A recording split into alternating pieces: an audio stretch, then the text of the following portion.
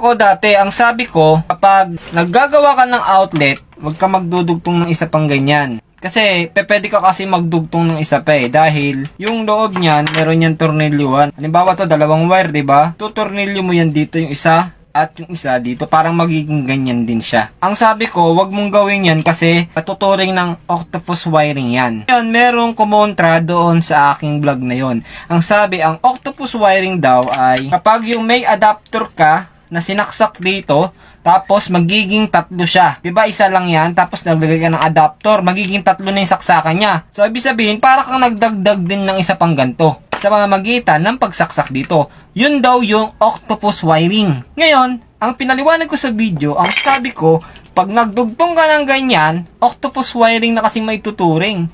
Dahil, kung mapapansin mo, kung nagsaksak ka ng adapter dito, anong kaibahan nang nag-connect ka ng isang wire dito at isa pang wire dito?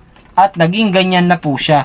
Anong kaibahan nung naglagay ka ng adapter dyan at nagdugtong tayo ng outlet? Yung sasaksakan mo ng adapter, yun din naman yung connection ng kakabitan ng wire. So, ibig sabihin, parehas lang ng pagsaksakan ng adapter at paglalagay ng extra outlet. So, ibig sabihin, tama nga yung sinasabi ko, octopus wiring. Paano mo sinasabing mali yung tinuturo ko? At sinasabi mo pang license ka?